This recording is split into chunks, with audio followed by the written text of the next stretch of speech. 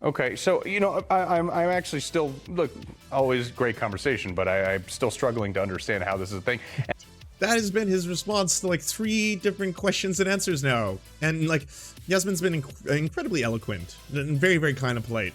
It's like, well, I gotta be honest, I still kind of see you as a freak, and I don't want to really have to do this, but I have to ask, why don't you like sex? From LGBTQIA to S plus exist asexual people. Now, what does that mean? Honestly, I don't know. I don't have any idea. Miriam. But here I am to debate someone right now. Yeah, great. Right out of the gates.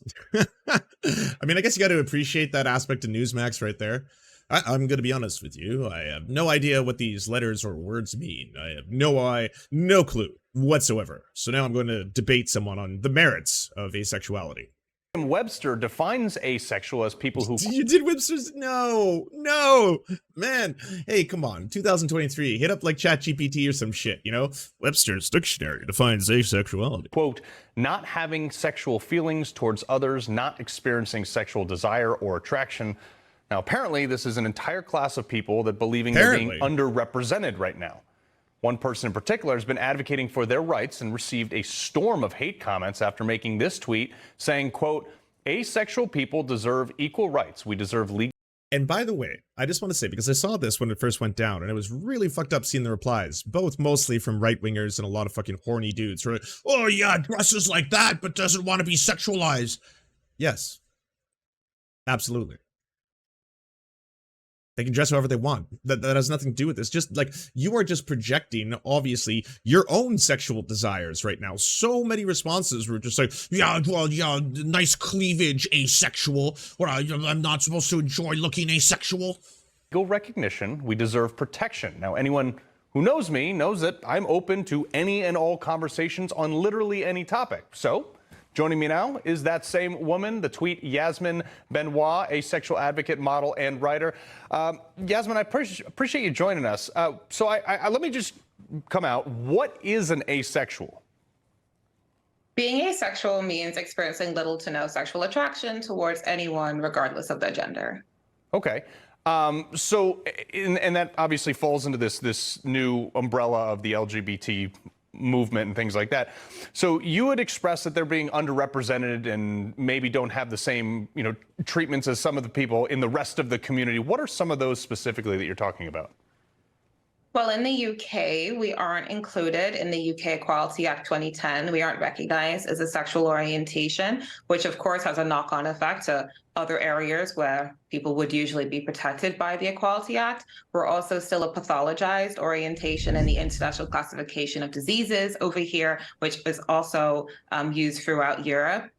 We were also pathologized in the DSM that you use over there in the US. And consequently, the National LGBT Survey 2018 found that we're 10% more likely to be offered or to undergo conversion therapy compared to other orientations. And yet our government over here does not want to include us in the ban on conversion therapy. So that's what I was talking about. So the act is like what was the act called again? The UK Equality Act. The UK Equality Act. So you're looking for obviously equal treatment under there. But what do you have as an asexual person, or what specific rights do you not have as an asexual person? And I don't know UK law, I'll admit that. But do you not have there that everybody? Even though Yasmin just very eloquently put the fact that, hey, did you know that there will be a disproportionate number of people who are asexual who are put into things like conversion therapy, which is torture, essentially putting them in there to try and cure their asexuality. Everybody else does have, like, is there something specific? Yeah, well, nowadays, if you were, for example, a gay man, people would not try and cure you for that. It is perfectly okay to try and cure asexual people and try. Depending where you are, but yeah. To make them straight. That is still a perfectly legal thing, and it's part of our medical system right now, and that's impacting a lot of people. Similarly, if you were gay, for example, and you were to experience a hate crime, your sexual orientation is recognized as a sexual orientation, and you would be able to complaint about that. Things would be done about that, hopefully. But that's not the same for asexual people. If something happens, and there really isn't a lot that we can do about it because we aren't recognized under the Equality Act. So Yasmin, and again, I appreciate you coming on to answer some of these questions, but you know, if let's say me, I'm having a conversation with you, I convince you that, hey, I think you should try, having a companion. This is the most straight dude fucking attitude in the world, eh? Yeah, because that's always the thing with straight men, it's like, oh no, bro, she's not a lesbian, she just she hasn't felt the right one, you know what I'm saying? Oh no, I'm pretty sure I could convert. Yeah, oh no, definitely. Yeah, people are asexuals until they meet me. Yeah, don't you want all this bigotry, baby? Or being romantic or spending time with someone, that's my opinion, saying, hey, look, I'm married, why don't you try it? Would that be considered hate? It's certainly a weird imposition to put on someone. Forms of bigotry, yes, as in, I'm normal, why wouldn't you also be normal as I am in my loveless marriage? Don't you also want a loveless marriage as well? But I'm sorry, I shouldn't assume that. I mean, it could be perfectly happy and the greatest thing in the world. No, it would be something you're not really in the place to say, but I wouldn't count that as hate. It would just be a strange comment. I actually have a lot of companions, so you don't need a sexual companion to have a companion. Okay. So, you wrote this article that says, quote, I'll never fall in love and that's okay. What it means to be aromantic. Don't you think you're missing out on a basic human connection here, though, to a certain extent? I have so many human connections. I have some incredibly deep, long-term relationships. And that right there, like, aren't you essentially not human? Aren't you enjoying the very thing that is to be human itself? It doesn't have to be romantic to be a deep, long-term relationship. All right. And where did this asexual thing come from? Because, I mean, like, I know plenty of people that... Where did it come from? You kids are inventing new things all the time. This is a timeline of asexual history worldwide. The briefness of this timeline can be attributed to the fact that the acceptance of asexuality as a sexual orientation and field of scientific research is still relatively new. 1860s. 1869, Karl Maria Kurt Benny, in the same pamphlet arguing against Prussian sodomy laws, where he coined the term homosexual and heterosexual, also used the words monosexual to refer to people who only masturbate. 1890. 1896, German sexologist Magnus Hirschfeld wrote a pamphlet, Sappho und Socrates, which mentions people without any sexual desire and links them to the concept of anesthesia sexual. 1897, German sexual reformist Emma Tross gave the first definition of asexuality in her work. I can't pronounce this. I also should pronounce this, but I was hoping there would be a translation. Counted herself as such. Okay. 1900s, 1907, Reverend Karl Schegel, a German immigrant living in New Orleans, was found guilty by the city of Presbytery on charges of homosexualism, sodomy, or urinism. Schegel was quoted as advocating for the same laws for homosexuals, heterosexuals, bisexuals, and asexuals. In 1922, Jenny June, an American author on sexual and gender nonconformity, wrote The Female Impersonators. In it, June describes people known as anaphrodites who do not experience sexual attraction. Says June, their minds are devoid of hero worship and they shudder violently at the very thought of any kind of association grounded on sex differences. 1940, the Kinsey scale included category X for males who reported no sociosexual context or reactions. 1.5 of adult male subjects fell into this category. 1953, the Kinsey scale included category X for females who reported no socio. Wow, there was a difference of... Jesus Christ, that's a big jump. No sociosexual context or relations, according to the research. 19% of female interviewees fell into this category. 1969, Anton Chandler-Lavey, in his book The Satanic Bible, referred to asexuals and asexuality. 1972, 1980s, 1990s, 2000s, a lot more. Asexual pride flag was introduced in 2010, containing 4 right horizontal stripes, a black, gray, white, and purple. Let's look at some of the 2000s. 2010, asexual pride was introduced to the public. The asexual pride flag consists of 4. Yeah, I read that.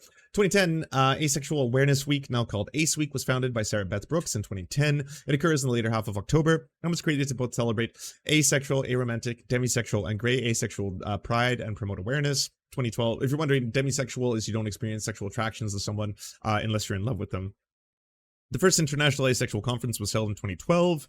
The Diagnostic Statistical Manual of Mental Disorders, 5th edition, changed the diagnosis of hyperactive sexual desire disorder conditions, which include the exception for people who self-identify as asexual.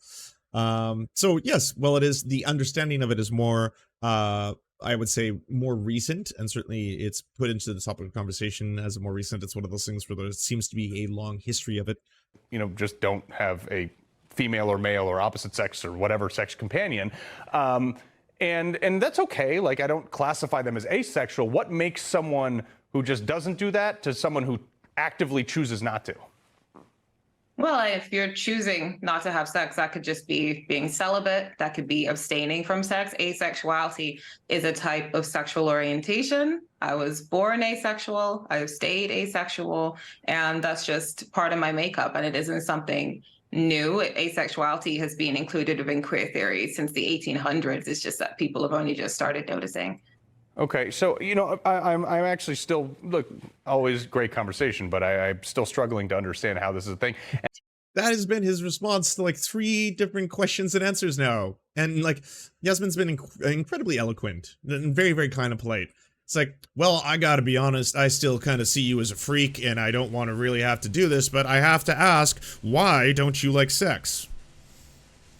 All right, so you've explained it, and yet I still gotta say, I entertain any conversation. Anyone's allowed to come on my show to talk about what they want to talk about, but still, I find you disgusting. Can you answer that? Well, you've been, like, once again, incredible answers, very, very eloquent in the way you're responding to me, but yet, I still am revolted. And I don't understand why it would be its own. He doesn't believe her? Yeah. Well, not only he doesn't believe her, I don't think he believes in it as a concept, right? I don't think he believes that asexuality can be both a valid and human sexuality itself. I think that's what it comes down to.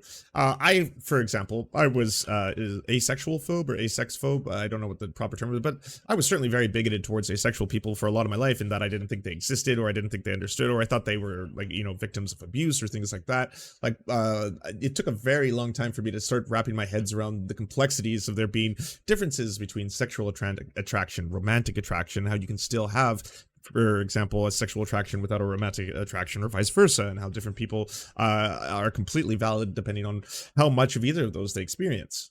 Yeah, acephobia. Category, if it's part of, you know, a larger movement, why does it have to be its own category? Why is it that you are standing up specifically for these rights? Well, why wouldn't it be? Why do you, as someone who falls under this category, want to fight for the rights of people who fall under this category? Why would you want to do that?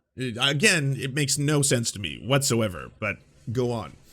Its own category. It's a type of sexual orientation. It's not just, oh, you're attracted to men, you're attracted to women, and that's it. There's more to it than that. But we're equally as defined by what we're not attracted to as we are by what we are attracted to. And so it falls under the acronym. But arguably, that is such a good way of putting it. We're equally as defined by whom we're not attracted to. And that applies to all the, you know, the heterosexuals who are listening and watching right now, right? As in, you yourselves are not attracted to people of the same gender. That is what defines you. And yeah, that is part of what you would use to explain your own lived experience. It's the absence of a sexual orientation, so therefore shouldn't it just be like with me? Like, I'm a normal guy married to a woman. Like, there's the key word, right? Well, I'm normal. I'm totally normal. Like, come on, I'm a dude. I got a trophy wife. I did everything I'm supposed to do on paper. I just don't know why I'm so deeply sad all the time. But anyways, it's really good to have this conversation with someone who's a degenerate, of course. Shouldn't it just fall under, like, any other category? What other category? Like, I mean, does it have to fall under the LGBTQ umbrella, or can you just say, hey, look, I'm a citizen?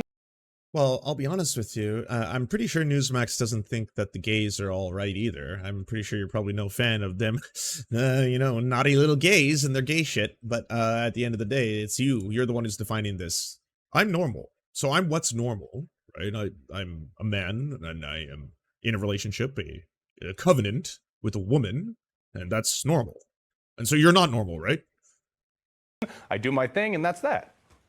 I am a citizen. Yeah, I was actually thinking of saying that, and then I was like, that would be a little too much for this bit.